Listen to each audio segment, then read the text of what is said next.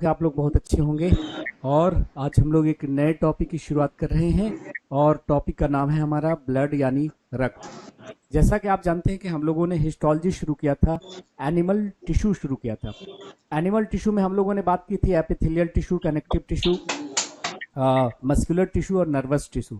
Connective tissue में हमारा bone और ब्लड रह गया था, तो बोन और जो ब्लड है वो कनेक्टिव टिश्यू का ही पार्ट है। तो अभी टिश्यू ही चल रहा है, हमने बस उसको क्या किया है कि अलग अलग टॉपिक का नाम दे दिया है। तो let us start with blood. Blood को हिंदी में हम रक्त कहते हैं या रुधिर कहते हैं या लहू कहते हैं या खून कहते हैं। तो लहू या खून जो है वो बॉलीवुड में इस्तेमाल किया जाता है। कुत्ते मैं तेरा खून पी जाऊंगा, तेरा लहू मेरा लहू एक जैसा, नाना पाटेकर, है ना। लेकिन हम पढ़ेंगे कि लहू एक जैसा नहीं होता है, ब्लड में भी ग्रुप्स होते हैं। तो ब्लड ग्रुप की भी हम लोग बातें करेंगे। तो चलिए ब्लड को हम लोग स्टार्ट कर लेते हैं बिना किसी देरी के, इस उम्मीद के साथ कि हमारी आवाज और तस्वीर आप तक पहुंच रही है। So tell me, is everything okay? Am I audible and visible to all of you guys? सब कुछ क्लियर है? तो आज के सेशन का होगा आगाज यानी कि शुभारंभ। तो इस उम्मीद के साथ कि सब कुछ ठीक है, हम सेशन को शुरू करेंगे। जैसा कि पहले ही लाइन में आपको दिख रहा होगा कि ब्लड क्या है, तो blood is a fluid connective tissue, तरल संयोजी उत्तक है ना। तो हम उत्तक ही पढ़ रहे हैं, बस नाम अलग दे दिया, तरल संयोजी उत्तक। और ये भी शायद आपको पता होगा कि ब्लड की स्टडी हीमेटोलॉजी कहलाती है। So study of blood is known as haematology. और आपने केमिस्ट्री में पढ़ा होगा कि ब्लड का पीएच 7.4 होता है। अच्छा, 7.4 कहने का मतलब क्या है कि ब्लड जो है एसिडिक है कि बेसिक है? तो बेसिक है, 7 से ज्यादा है ना तो क्षारीय होता है। लेकिन अगर ये पूछा जाए कि स्लाइटली बेसिक या मोर बेसिक, तो आप क्या कहिएगा कि जो ब्लड हमारा है वो स्लाइटली बेसिक है, थोड़ा सा क्षारीय है। स्लाइटली बेसिक, हल्का क्षारीय, है ना, हल्का हल्का क्षारीय होता है। तो मानव रक्त जो होता है वो हल्का क्षारीय होता है। ठीक है, इसको याद कर लीजिएगा। तो क्षारीय भी हो ऑप्शन में और हल्का क्षारीय हो, दोनों में से किसको प्रायोरिटी देंगे? आपको स्लाइटली बेसिक। रक्त का जो आयतन होता है, नॉर्मल वॉल्यूम, रक्त का जो सामान्य आयतन होता है वो 5 to 6 लीटर होता है। 5 to 6 लीटर, है ना। तो एक स्वस्थ मनुष्य में कितना रक्त पाया जाता है? तो 5 to 6 लीटर, 5 से 6 लीटर। शरीर के भार का कितना प्रतिशत, ये भी पूछा गया है। तो याद रखना 7% of weight of the body, 7% of weight of the body, यानी कि शरीर के भार का कितना प्रतिशत? 7% आपका क्या होता? रक्त होता। तो इतनी बातें आपको क्या करना है, याद रखना है कि ब्लड एक फ्लूइड कनेक्टिव टिश्यू है, ब्लड की स्टडी हीमेटोलॉजी कहलाती है, ब्लड का पीएच 7.4 होता है और सामान्य रक्त का जो आयतन होता है 5 to 6 लीटर। बॉडी वेट का कितना percent? 7% of your body weight. ठीक, चलिए कुछ और बिंदुओं पर हम गौर करेंगे। एक क्वेश्चन बार बार पूछा जाता है कि ब्लड जो है वो बॉडी के अंदर या ब्लड वेसल्स यानी रुधिर वाहिकाओं के अंदर, नसों के अंदर क्यों नहीं जमता?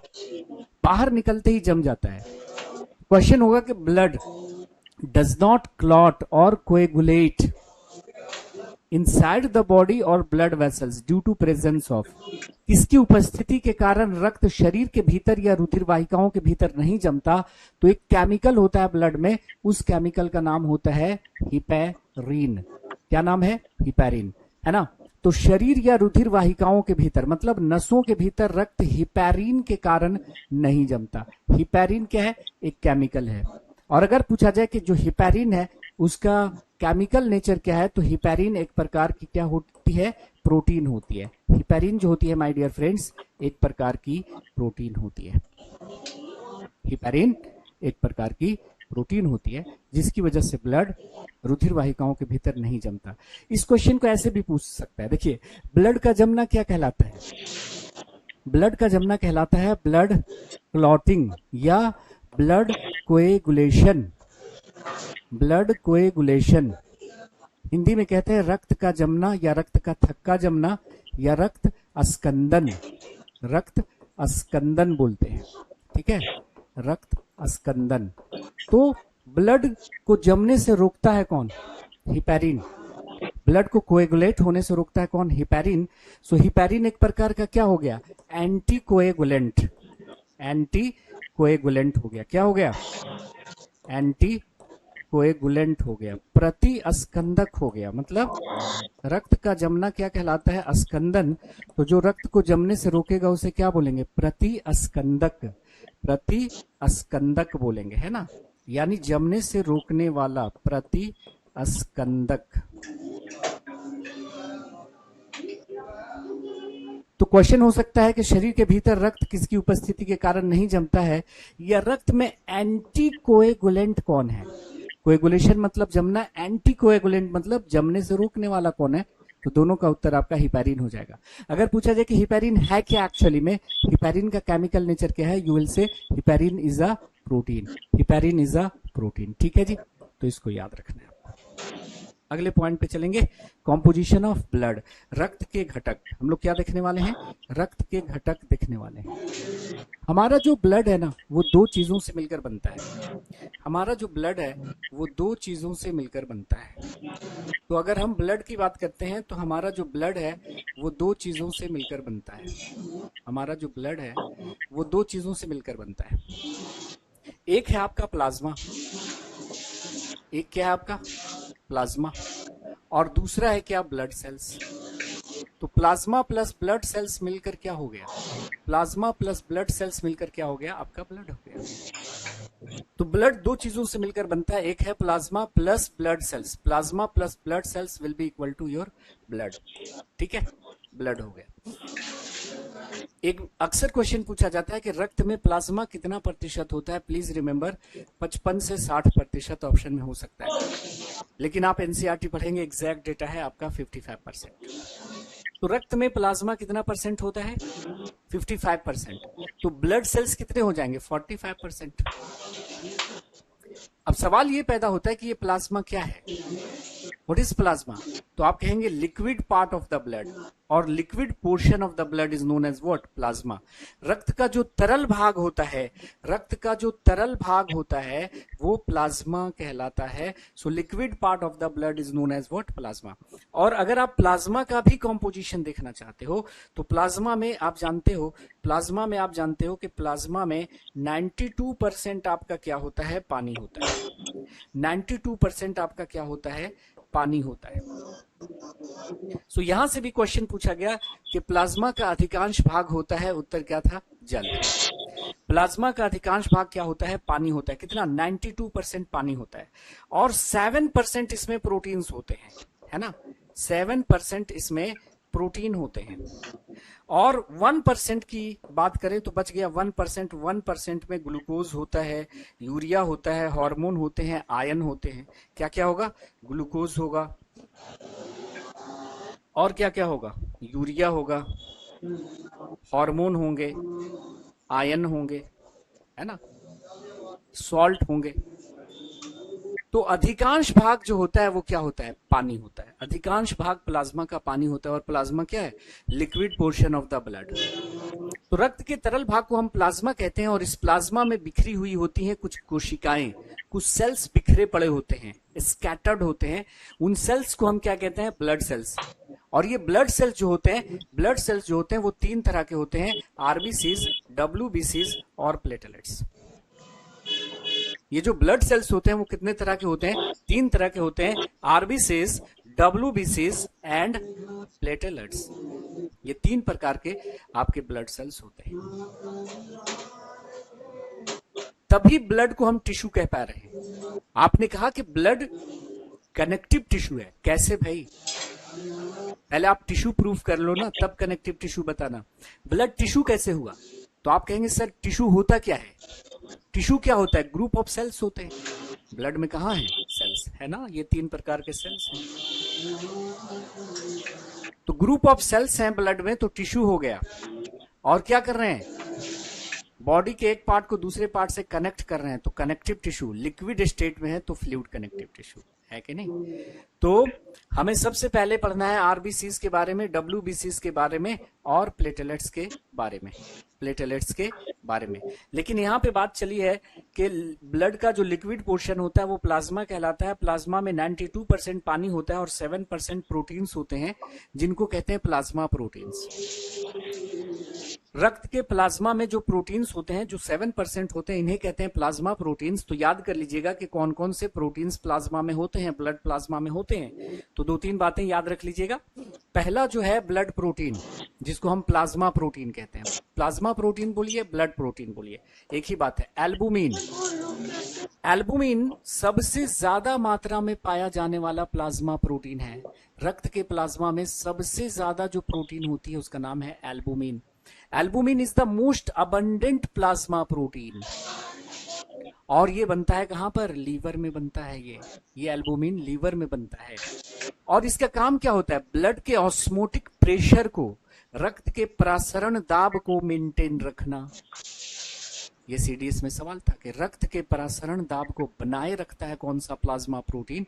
वो है एल्बुमिन। दूसरे प्लाज्मा प्रोटीन का नाम तो आपको पता ही होगा, ग्लोबुलिन। ग्लोबुलिन जो है वो एंटीबॉडी का फॉर्मेशन करता है। एंटीबॉडी का फॉर्मेशन जो होता है वो कौन करता है? प्लाज्मा में मौजूद ग्लोबुलिन प्रोटीन। और तीसरा फाइब्रिनोजेन, आगे हम पढ़ेंगे। फाइब्रिनोजेन नाम का जो प्रोटीन है वो रक्त को जमाने में मदद करता है, ब्लड क्लॉटिंग करता है या ब्लड कोएगुलेशन करता है, रक्त का थक्का जमाता है, रक्त अस्कंदन करता है। जैसे आपका कहीं पर कट फट गया तो वहां पे ब्लड का जमना लाजमी हो जाता है, जरूरी हो जाता है।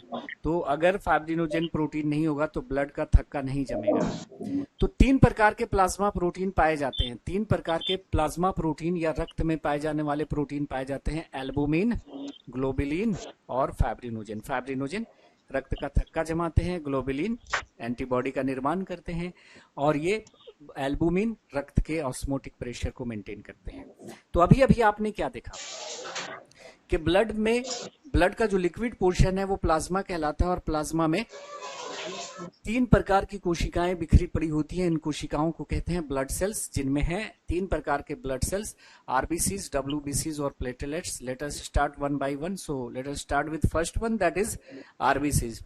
आरबीसीज को हम पहला स्टार्ट करेंगे।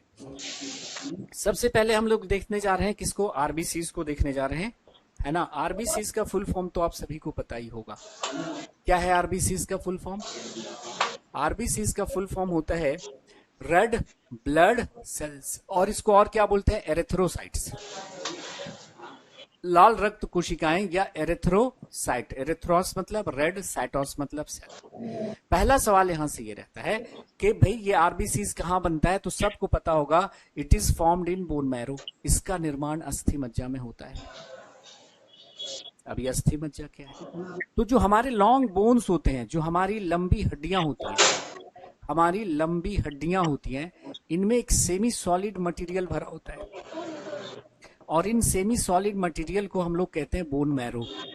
क्या कहते हैं? बोन मैरो, अस्थि मज्जा। क्या बोलते हैं? अस्थि मज्जा कहते हैं। इसी में रहता है, आप इसी में बनता है आपका आरबीसी। और ये बोन मैरो कहाँ है? लॉन्ग बोन्स, लंबी हड्डियों में होता है। लंबी जो हमारी हड्डियां हैं, लंबी हड्डियां हैं, उनमें रहता है। तो अगर क्वेश्चन हो सकता है कि भाई आरबीसीज कहां बनते हैं, तो बोन मैरो में ना लिखकर क्या लिख सकता है? लॉन्ग बोन्स, क्योंकि ये बोन मैरो हमारी लंबी हड्डियों में होता है। लेकिन जो फीटस होता है, फीटस समझते हैं ना, भ्रूण, भ्रूण की हड्डियां तो खोखली होती है। तो आपसे अगर ये क्लियर पूछ रहा है कि फीटस में आरबीसीज कहां बनते हैं, तो एकदम याद रख लीजिएगा, फीटस में आरबीसीज लीवर में और स्प्लीन में बनता है, यकृत में और प्लीहा में बनता है, 2 अंगों में बनता है। तो अगर क्लियर पूछ रहा है कि भ्रूण में आरबीसी का जो निर्माण है वो कहां पे होता है, तो लीवर में और स्प्लीन में। लीवर यहाँ पे एक अंग होता है राइट साइड में, जहां पे मैंने हाथ रखा है, this is the position of liver. और लेफ्ट साइड में यहाँ पे आपका स्टमक है, ये स्टमक है और ये डायफ्राम है। स्टमक और डायफ्राम के बीच लेफ्ट साइड में यहाँ पर एक छोटा सा अंग होता है जिसको हम स्प्लीन कहते हैं। स्प्लीन को हिंदी में प्लीहा कहते हैं, और लीवर को तो यकृत कहते हैं, आपको पता ही है। स्प्लीन को प्लीहा कहते हैं, इनमें बनता है। अब आ जाइए आरबीसी की संख्या। तो आरबीसी की जो संख्या होती है, इसको भी आपको याद रख लेना है कि भाई 5 से 5.5 मिलियन पर ml ऑफ ब्लड। 5 से 5.5 मिलियन लाल रक्त कोशिकाएं होंगी 1 ml ब्लड में। When we take 1 ml of blood, then we have 5 to 5.5 millions of RBCs my dear friends. तो 5 से 5 मिलियन प्रति मिलीलीटर रक्त, प्रति मिलीलीटर रक्त में 5 से 5.5 मिलियन। ये जो 5 होता है ना वो फीमेल में होता है, और 5.5 जो होता है वो मेल में होता है। मेल में जो आरबीसीज की संख्या होती है थोड़ी ज्यादा होती है। फिर पूछा जाता है जीवन काल, average life span of RBCs, लाल रक्त कोशिकाओं का औसत जीवन काल कितने दिनों का होता है, ये पूछा जाता है। What is the average life span of RBCs? तो याद रखने लेना 120 डेज। तो 100 से 120 डेज के बीच में होता है जीवन काल इनका। तो ये सारी चीजें आपको याद करके चलनी है। सुपर डुपर हिट सवाल है, सब प्रीवियस ईयर्स के क्वेश्चंस हैं। 120 दिनों के बाद आरबीसीज की डेथ हो जानी है, क्योंकि इनका जीवन काल ही 120 दिनों का है। और फिर ये जो डेड आरबीसीज हैं वो लीवर में और स्प्लीन में जाकर नष्ट होते हैं। इसलिए आरबीसीज को स्प्लीन को कहा जाता है ग्रेवयार्ड ऑफ आरबीसीज, लाल रक्त कोशिकाओं का कब्रिस्तान। क्या बोलते हैं? लाल रक्त कोशिकाओं का कब्रिस्तान बोलते हैं। तो लिख दिया है यहाँ पे इस बात को कि dead RBCs are destroyed in liver and spleen. 120 दिनों के बाद लाल रक्त कोशिकाओं की मृत्यु हो जाएगी, और मृत लाल रक्त कोशिकाएं यकृत और प्लीहा में जाकर नष्ट होती हैं। That's why spleen is also called graveyard of RBCs. क्या? ग्रेवयार्ड ऑफ आरबीसीज, लाल रक्त कोशिकाओं का कब्रिस्तान। मृत लाल रक्त कोशिकाएं यकृत और प्लीहा में जाकर नष्ट होती हैं, इसी कारण प्लीहा को लाल रक्त कोशिकाओं का कब्रिस्तान भी कहा जाता है। लाल रक्त कोशिकाओं का कब्रिस्तान भी कहा जाता है। तो आप यहाँ पर पूछ सकते हैं कि सर डिस्ट्रक्शन तो दोनों में हो रहा है, लीवर में भी और स्प्लीन में, तो लाल रक्त कोशिकाओं का कब्रिस्तान सिर्फ आप स्प्लीन को क्यों कह रहे हैं, लीवर को क्यों नहीं कह रहे? तो भाई देखिए, आरबीसीज का जो डिस्ट्रक्शन है वो लीवर और स्प्लीन दोनों जगहों पे होता है, इसमें कोई शक नहीं है ना। लेकिन ज्यादा कहाँ पे हो रहा है? स्प्लीन में हो रहा है। तो अगर क्वेश्चन है कि लाल रक्त कोशिकाओं का कब्रिस्तान किसे कहा जाता है और ऑप्शन में लीवर और स्प्लीन दोनों ही है, तो हम स्प्लीन को प्रायोरिटी देंगे। अगर स्प्लीन ऑप्शन में नहीं है और आपसे पूछा जा रहा है कि लाल रक्त कोशिकाओं का कब्रिस्तान हम किसे कहेंगे, तो आप लीवर को लगा सकते हैं। लेकिन यहाँ पर स्प्लीन की अगर हम बात कहेंगे तो स्प्लीन को एक और नाम से जाना जाता है, प्लीहा। प्लीहा को कहा जाता है blood bank of the body. क्या बोला जाता है? Blood bank of the body, blood bank of the body, शरीर का ब्लड बैंक कहा जाता है। क्वेश्चन हो सकता है कि which of the following organ of your body is also known as blood bank of the body. शरीर के किस अंग को ब्लड बैंक कहा जाता है? तो वो है आपका स्प्लीन। आप कहिएगा क्यों? ग्रेवयार्ड तो इसलिए क्योंकि वहां पर मृत आरबीसीज आकर नष्ट हो रहे हैं। ये ब्लड बैंक क्यों? क्योंकि देखिए, सपोज करें कि अगर किसी पर्सन का कोई सीवियर एक्सीडेंट हो गया और बहुत ज्यादा ब्लीडिंग हो रही है, तो ऐसे समय में ये जो स्प्लीन है कुछ आरबीसीज को अपने अंदर रिजर्व कर लेगा, जमा कर लेगा, और फिर धीरे धीरे बॉडी को सप्लाई करेगा। That's why it is also known as what? Blood bank of the. अब अगर हम आरबीसी की बात करें तो सपोज करो कि यह एक आरबीसी है, ध्यान दीजिएगा, यह एक आरबीसी है, लाल रक्त कोशिका है। अब अगर हम लाल रक्त कोशिका को देखें तो इसमें सिर्फ और सिर्फ आपको क्या मिलेगा? सिर्फ और सिर्फ क्या मिलेगा? आपको हीमोग्लोबिन मिलेगा। ये लाल रंग का एक पिगमेंट है जिसका नाम है हीमोग्लोबिन। HB शॉर्ट में लिख दिया है। क्या लिख दिया है? हीमोग्लोबिन। तो अगर आरबीसीज को देखें हम, तो आरबीसीज के अंदर आपको रेड कलर का एक पिगमेंट दिखेगा जिसका नाम है हीमोग्लोबिन। अगर आपसे पूछा जाए कि ये हीमोग्लोबिन क्या है, तो आप कहेंगे sir it is a red pigment. यह लाल वर्णक है। हीमोग्लोबिन एक प्रकार का लाल वर्णक है। लेकिन अगर पूछा जाए कि केमिकली क्या है, एक्चुअली में ये क्या है, तो याद कर लीजिएगा कि हीमोग्लोबिन क्या है? एक प्रकार का प्रोटीन है जिसमें के आयरन है ना, आयरन कंटेनिंग प्रोटीन है। एक ऐसा प्रोटीन जिसमें आयरन है। तो आरबीसी के अंदर एक रेड कलर की डाई है, एक रेड कलर की पिगमेंट है, उसका नाम क्या है? हीमोग्लोबिन। और इस हीमोग्लोबिन की वजह से आरबीसी का रंग क्या है? लाल है। और इस आरबीसी की वजह से ब्लड का रंग क्या है? लाल है। रक्त का रंग क्या है? लाल है। तो अगर कोई आपसे पूछता है कि रक्त के लाल रंग का कारण है, तो क्या बोलिएगा? हीमोग्लोबिन। हीमोग्लोबिन ऑप्शन में नहीं है तो आरबीसी। तो हीमोग्लोबिन के कारण आरबीसी लाल और आरबीसी के कारण ब्लड का रंग लाल। ब्लड का रंग लाल। तो अगर हम बात करें कि हीमोग्लोबिन क्या है, तो एक रेड पिगमेंट है, लाल रंग का वर्णक है। लेकिन केमिकली ये क्या है? तो यह एक प्रकार की प्रोटीन है जिसमें आयरन है। तो अगर देखिए आपको आयरन की कमी हो गई, ध्यान से सुनिएगा, अगर आपको आयरन की कमी हो गई तो किसकी कमी हो जाएगी? हीमोग्लोबिन की कमी हो जाएगी। और हीमोग्लोबिन की कमी हो गई मतलब लाल रक्त कोशिकाओं की कमी हो गई, आरबीसीज की कमी हो गई। और आरबीसीज की कमी हो गई मतलब आपको ब्लड की कमी हो गई, रक्त की कमी हो गई। और रक्त की कमी को ही हम लोग कहते हैं हीमोफीलिया। क्या कहते हैं? हीमोफीलिया कहते हैं, रक्तहीनता कहते हैं, या अरक्तता कहते हैं। तो हीमोफीलिया, सॉरी, रक्त की कमी क्या कहलाती है? अनीमिया कहलाती है।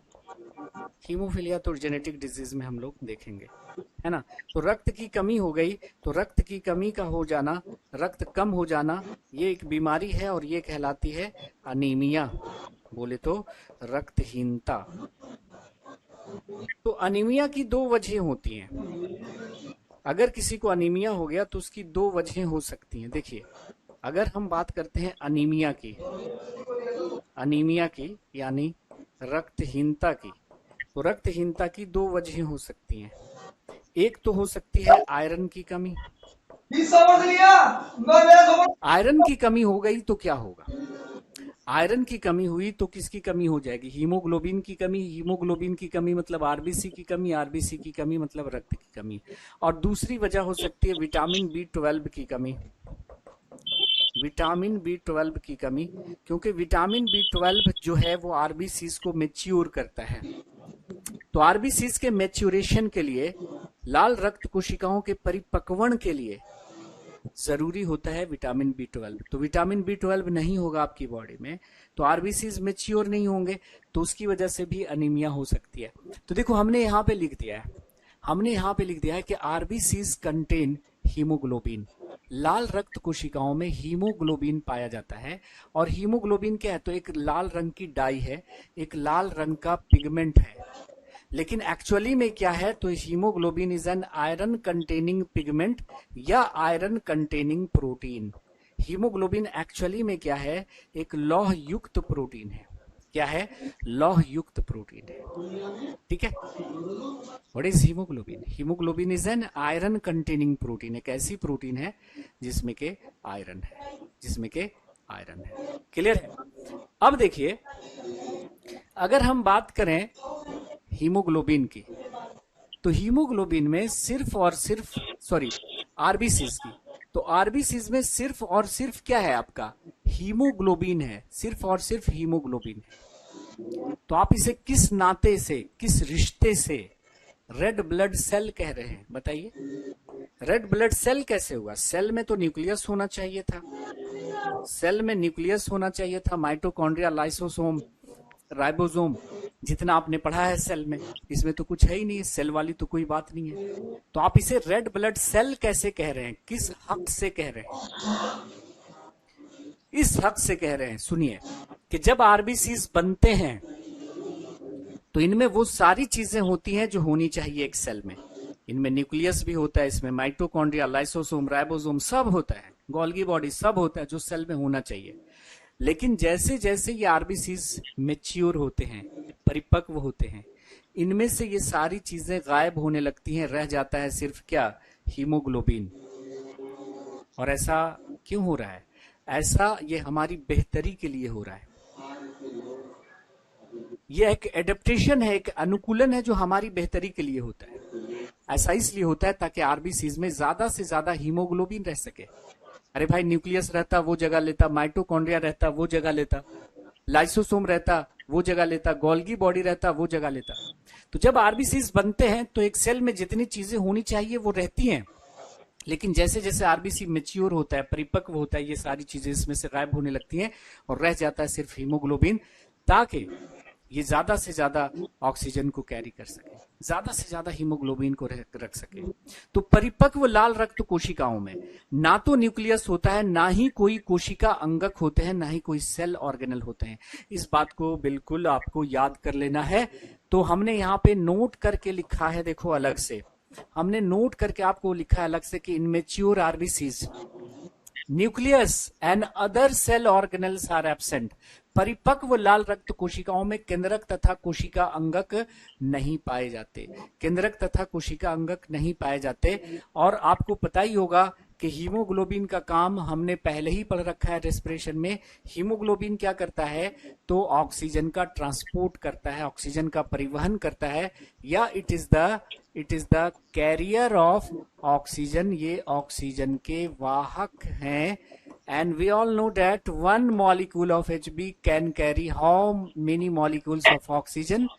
तो हीमोग्लोबिन का एक अणु ऑक्सीजन के 4 अणुओं का परिवहन करते हैं। ये सारी बातें हम लोगों ने पढ़ रखी है, ठीक है जी। तो ये जो हो गया आरबीसीज के बारे में हम लोगों ने इतनी बातें कर ली। अब जैसे कुछ क्वेश्चन को जरा देख लीजिए आप। क्वेश्चन क्या बोल रहा है, क्वेश्चन कह रहा है, देखो क्वेश्चन कह रहा है कि which of the following statement is are correct about the red blood cells. Red blood cells के बारे में कौन सा या कौन से कथन सत्य हैं। तो बोलता है कि RBCs carry oxygen from lung to all cells of the body. RBCs, actually RBCs के अंदर जो हीमोग्लोबिन है, लोग कह देते हैं कि आरबीसी कैरी कर रहा है, लेकिन आरबीसी के अंदर जो हीमोग्लोबिन है वो कैरी करता है ऑक्सीजन को, कहां, फेफड़ों से शरीर के तमाम कोशिकाओं तक ले जाता है। आरबीसीज में एक पिगमेंट होता है जिसका नाम है हीमोग्लोबिन। आरबीसीज लैक न्यूक्लियस, यानी आरबीसीज में न्यूक्लियस नहीं पाया जाता। अब बोल रहा है कि all the above are correct. तो आप बताओ कि इसमें से कौन करेक्ट है। तो उत्तर है कि ऑप्शन नंबर डी, सारे के सारे इसमें करेक्ट हो गए, सारे के सारे इसमें क्या हो गए, करेक्ट हो गए, है कि नहीं। उसी प्रकार अगर हम बात करें आरबीसीज के शेप की, what is the shape of RBCs, तो लाल रक्त कोशिकाओं का जो आकार है वो जरूर याद कर लीजिएगा, अक्सर आपके एग्जाम्स में रहता है।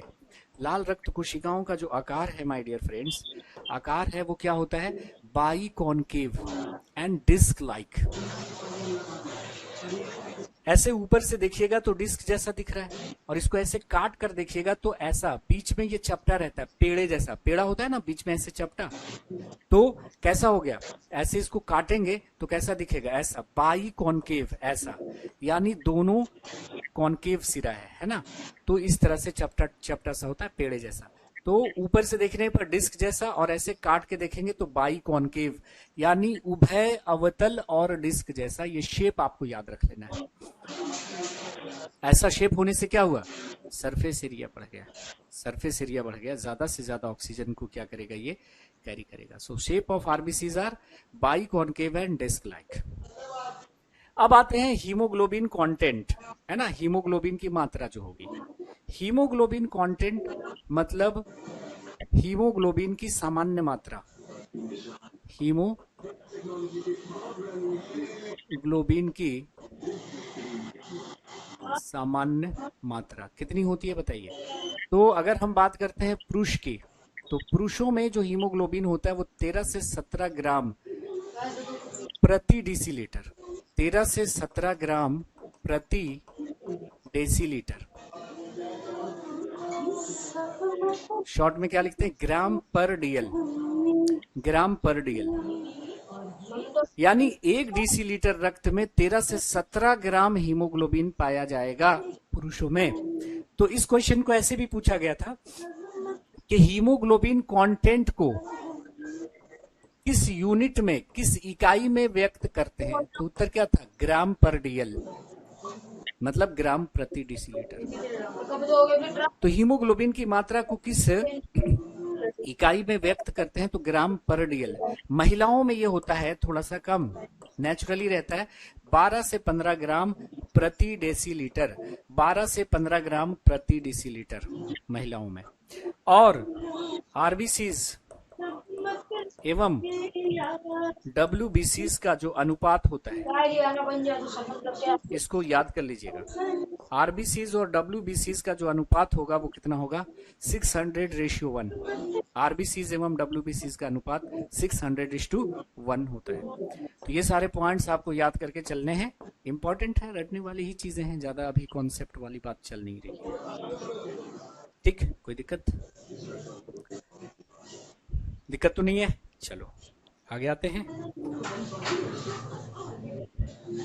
अब आ जाते हैं हम लोग WBCs पे। आरबीसीज हो गया, WBCs पे आते हैं। WBCs का फुल फॉर्म क्या होता है? White blood cells, and it is also known as what? Leucocytes. इसे हम ल्यूकोसाइट्स के नाम से भी जानते हैं। ये भी कहां बनेगा? बोन मैरो में बनेगा। It is also formed in bone marrow. इनका निर्माण भी अस्थि मज्जा में होता है। संख्या की अगर हम बात करेंगे तो इनकी जो संख्या है एनसीईआरटी में मेंशन है 6000 से 8000 प्रति मिलीलीटर रक्त, पर ml ऑफ ब्लड। प्रति मिलीलीटर रक्त में 6000 से 8000 श्वेत रक्त कोशिकाएं आपको हो सकती हैं। और इनका जो जीवन काल है वो है 1 से 4 दिन, या ऐसे भी लिखा रह सकता है few hours to few days, कुछ घंटों से कुछ दिनों का जीवन काल। कुछ घंटे भी जीवित रह सकते हैं, कुछ दिन भी जीवित रह सकते हैं। और कुछ दिन का मतलब क्या होता है? 1 से 3 दिन, 1 से 4 दिन, है ना? 1 to 3 days, 1 to 4 days। जैसे किसी ने कहा कि कुछ दिन मेरे यहाँ रुक जाओ, तो क्या उसके यहाँ 1 हफ्ता रुक जाइएगा? कुछ दिन का मतलब क्या होगा? 2-3 दिन हो गया, बहुत है। 1 हफ्ता रुक जाइएगा तो हो जाएगा अतिथि कब जाओगे। क्योंकि अब वो दौर नहीं रहा कि लोग अतिथियों का स्वागत करते थे, सत्कार करते थे। अब अतिथि बोझ समझते हैं लोग अतिथियों को। पहले घर के दरवाजों पे लिखा मिलता था अतिथि देवो भवः, अतिथि भगवान का रूप होते हैं। अभी घर के दरवाजों पे लिखा मिलता है कुत्ते से सावधान, है ना? पहले हम लोगों की काफी बाहर क्लासेस चलती थी। पैरामाउंट में हम लोग पढ़ाया करते थे, आगरा, जयपुर, MP, पटना, है ना? तो जयपुर में SMS स्टेडियम के पास ब्रांच हुआ करता था। यह है 2014, 15, 16 की बात है ना? तो हम लोग गेस्ट हाउस में ठहरते थे और फिर जाते थे सेंटर पे क्लास लेने के लिए। तो गेस्ट हाउस से सेंटर की तरफ जब हम लोग जाते थे तो एक बड़ा सा घर दिखता था और बड़ा सा दरवाजा और बड़े बड़े अक्षरों में लिखा रहता था कुत्ते से सावधान। तो जब भी मैं वहां से गुजरता था तो मुझे एक शेर याद आ जाता था कि जिस गेट पर लिखा हुआ रहता था ये बयान, जिस गेट पर लिखा हुआ रहता था ये बयान, मेहमान मेरा होता है भगवान के समान, लेकिन तरक्कियाते जमाना तो देखिए, उस गेट पर लिखा है कि कुत्ते से सावधान। तो जमाने ने तरक्की कर ली, अतिथि देवो भव की जगह कुत्ते से सावधान लिखा है, और लोगों ने अतिथियों का निरादर शुरू कर दिया, इसलिए उनके घरों से बरकतें चली गई। आपकी औकात नहीं है कि आप किसी को खिला सकते हैं, जो आता है अपने हिस्से का लेकर आता है। बच्चा माँ के पेट में 9 महीने तक वो सारे न्यूट्रिएंट्स, सारी चीजें, विटामिन, मिनरल सब लेता रहता है जो उसके बॉडी के ग्रोथ के लिए जरूरी है। और आज तक तो ऐसे भी किसी को फुर्सत नहीं है कि सर चलिए आज चाय वाय पीते, अरे बहुत बिजी हैं, है ना? तो अगर कोई आपके घर आ रहा है तो ये आप पे एहसान कर रहा है कि नहीं? तो कुछ घंटों से कुछ दिनों का जीवन काल होता है किसका? WBCs का। और इन्हें हम क्या कहते हैं? Soldiers of the body. इन्हें शरीर की सेना भी कहा जाता है। क्यों? क्योंकि अगर कोई भी पैथोजन, कोई भी रोगाणु, जीवाणु, विषाणु, कवक, कोई भी रोगाणु आपकी बॉडी में घुसता है तो उसे मारता कौन है? WBCs। अगर ये ना होते तो आप जिन बीमारियों के संपर्क में आते वो बीमारियां आपको हो जाती। तो आपको बीमारियों से बचा रहा है कौन? अगर कोई बैक्टीरिया, फंगस आपकी बॉडी में घुस रहा है तो उसको मार रहा है कौन? WBCs। तो सेना किसे कहेंगे? WBCs को। अगर ये ना होते तो आज जिन जिन बीमारियों के संपर्क में आता वो बीमारियां हो जाती। तो शरीर की बीमारियों से लड़ने की जो क्षमता है वो WBCs के कारण आती है, और शरीर से बीमारियों की लड़ने की क्षमता को कहा जाता है immunity. What is immunity? The capacity of our body to fight against diseases. शरीर की जो क्षमता है बीमारियों से लड़ने की, उसे इम्यूनिटी कहते हैं। तो इन्हें सोल्जर्स ऑफ द बॉडी कहते हैं because they provide immunity to the body. इन्हें शरीर की सेना भी कहा जाता है क्योंकि ये शरीर को रोग प्रतिरोधक क्षमता प्रदान करता है, रोग प्रतिरोधक क्षमता प्रदान करता है। अब आते हैं हम लोग WBCs के प्रकार। अगर देखो WBCs के हम प्रकार की बात करते हैं तो WBCs को दो मेन प्रकार में बांटा गया है। हम पूरा टाइप दिखा देते हैं आपको 11th लेवल पे, और फिर जिसको याद करने को कहूंगा बस उसे याद रखना है आपको। WBCs को दो पार्ट में बांटा गया है। ए, ग्रैन्युलोसाइट्स, कणिका रहित श्वेत रक्त कोशिकाएं, ठीक है, एक ग्रेन्युलोसाइट्स, और दूसरा है ग्रेन्युलोसाइट्स, कणिका में श्वेत रक्त कोशिकाएं। उदाहरण देख लीजिए। एक ग्रेनुलोसाइट में आते हैं आपके मोनोसाइट और लिम्फोसाइट। क्या आते हैं? मोनोसाइट और lymphocyte,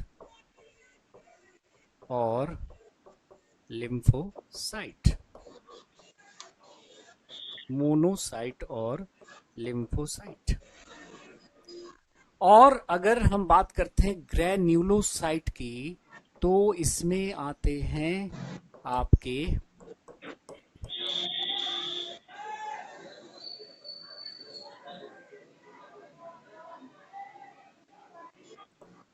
एस्नोफिल्स,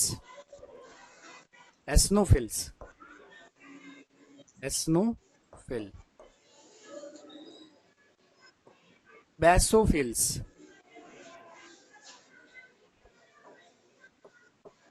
basophil, and the last one is neutrophils.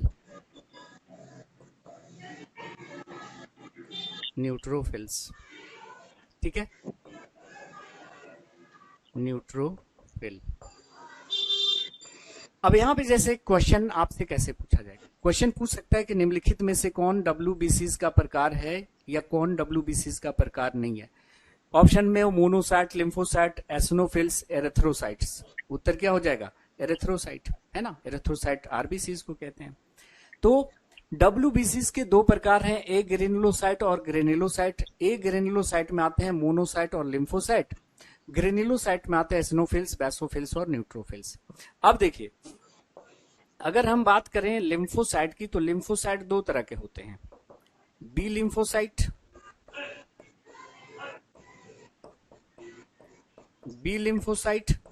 और टी लिम्फोसाइट।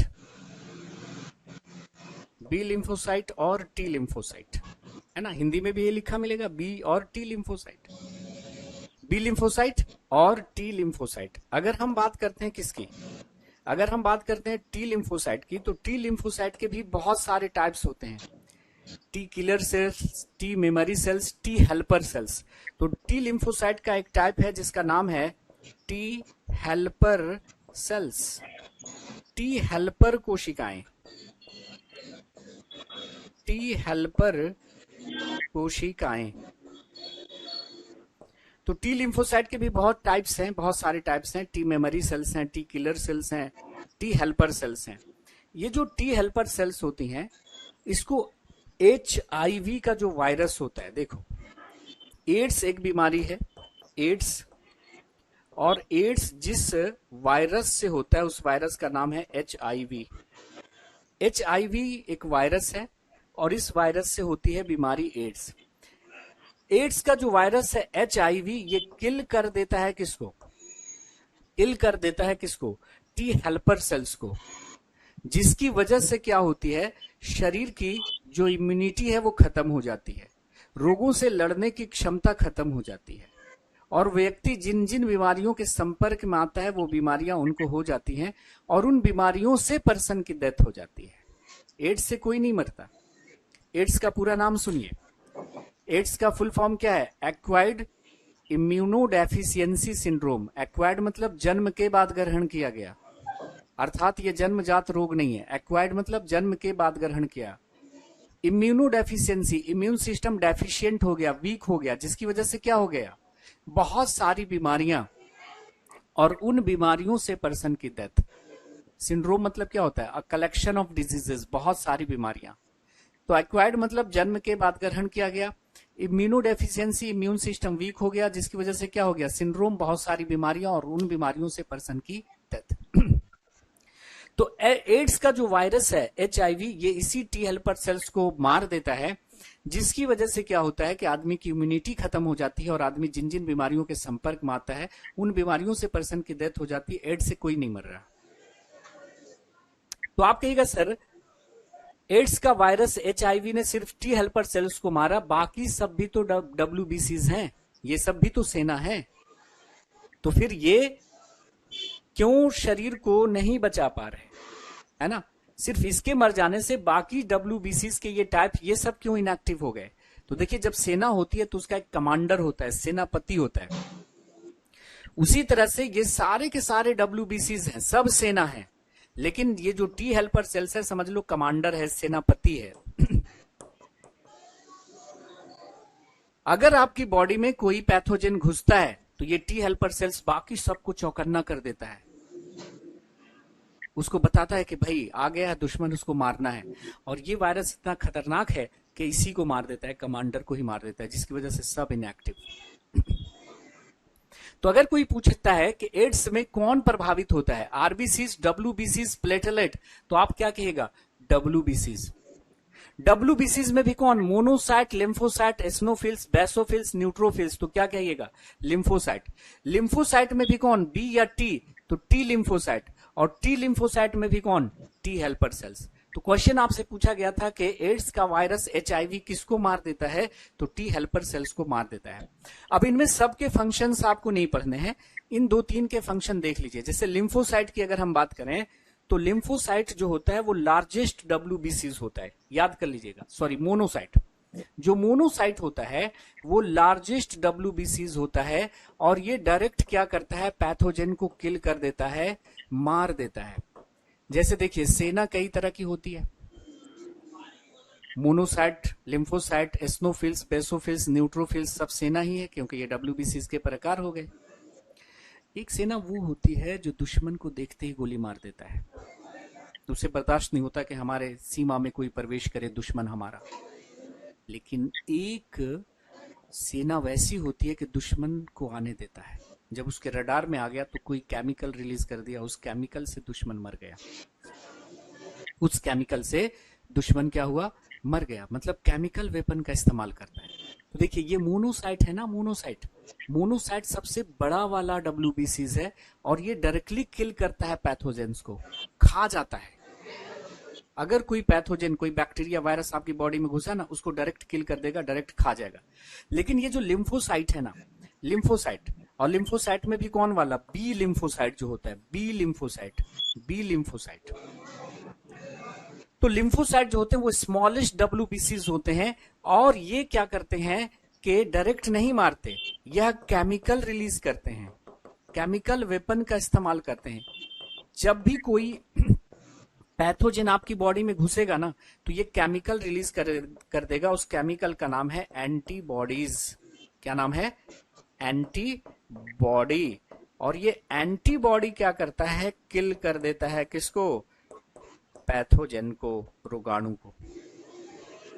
तो ये डायरेक्ट मारता है और ये केमिकल का इस्तेमाल करता है ना। ये बड़ा है, ऐसे याद रखिएगा, बड़ा है तो डायरेक्ट भिड़ जाता है, इससे बर्दाश्त नहीं होता कि हमारे सरहद में कोई घुस आए, जज्बाती किस्म का है।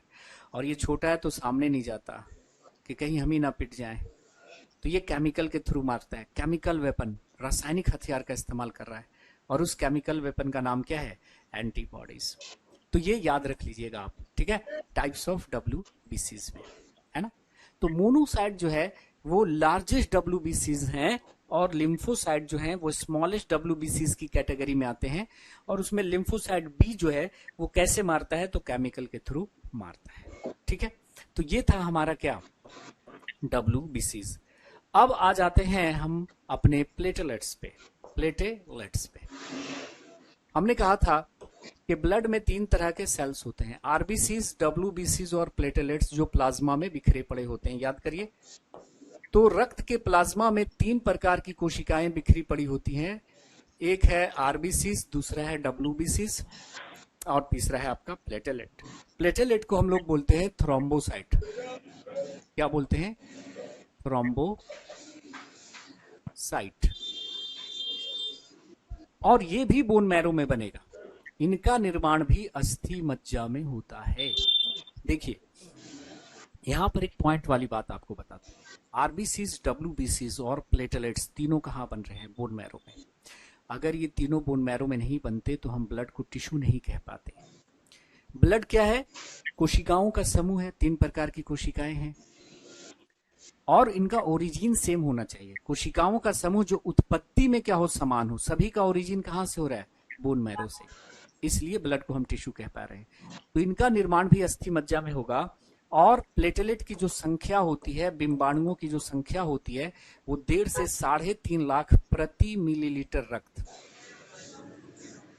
1.5 से 3.5 लाख प्रति मिलीलीटर रक्त। 1 मिलीलीटर रक्त में 1.5 से 3.5 लाख प्लेटलेट होता है। अच्छा, डेंगू में कौन प्रभावित होता है, यही प्लेटलेट। डेंगू में प्लेटलेट की संख्या कम होनी शुरू हो जाती है, जिसकी वजह से ब्लड लीक करना शुरू हो जाता है, नाक से मुंह से खून आने लगेगा और पर्सन की डेथ हो जाएगी। जीवन काल 5 से 8 दिन या 8 से 10 दिन लिखा रहेगा आपके ऑप्शंस में। और कार्य इसका अगर हम देखें माय डियर फ्रेंड्स, तो इसका जो काम होता है ना, वो होता है रक्त अस्कंदन करना, रक्त अस्कंदन। तो यह रक्त का थक्का जमाते हैं, रक्त का थक्का जमाते हैं। It takes part in blood clotting या blood coagulation, it takes part in blood clotting और ब्लड कोएगुलेशन। और रक्त का थक्का जमना एक शब्द में क्या कहलाता है, रक्त अस्कंदन। तो यह रक्त अस्कंदन करते हैं, ये ना हो तो ब्लड नहीं जम पाएगा। अगर कहीं पर कट फट गया तो पता है ब्लीडिंग होती रहेगी। तो प्लेटलेट को हम थ्रोम्बोसाइट कहते हैं और इनका निर्माण कहाँ होता है, बोन मैरो में होता है। प्लेटलेट की संख्या 1.5 से 3.5 लाख प्रति मिलीलीटर रक्त होती है। जीवन काल 5 से 8 दिन या 8 से 10 दिन का होता है। कार्य है रक्त का थक्का जमाना, रक्त का थक्का जमाना। इंपॉर्टेंट हो गया। चलो अब एक क्वेश्चन देखो। क्वेश्चन बोलता है कि कंसीडर द फॉलोइंग पेयर्स, निम्नलिखित जोड़ों पर विचार करिए। बोलता है कि रेड ब्लड सेल को एरिथ्रोसाइट कहते हैं, व्हाइट ब्लड सेल्स को ल्यूकोसाइट कहते हैं और प्लेटलेट को मैक्रोफेजेस कहते हैं। अब बोल रहा है कि कौन सा पेयर जो है वो करेक्टली मैच्ड है, सही से सुमेलित है, कौन से जोड़े सही से सुमेलित हैं। तो पहला वाला तो ठीक है कि भाई रेड ब्लड सेल्स को एरिथ्रोसाइट कहते हैं, व्हाइट ब्लड सेल्स को ल्यूकोसाइट कहते हैं और प्लेटलेट को अभी कहा कि थ्रोम्बोसाइट कहते हैं। क्या कहते हैं, थ्रोम्बोसाइट्स, थ्रोम्बोसाइट कहते हैं। मतलब तीसरा जोड़ा है वो गलत है। तो पूछ रहा है कि कौन सा सही से सुमेलित है, तो 1 और 2 यानी ऑप्शन नंबर ए हमारा सही उत्तर हो गया। तो प्लेटलेट का काम क्या होता है, ब्लड को जमाना। लेकिन ब्लड को जमाने में सिर्फ प्लेटलेट का रोल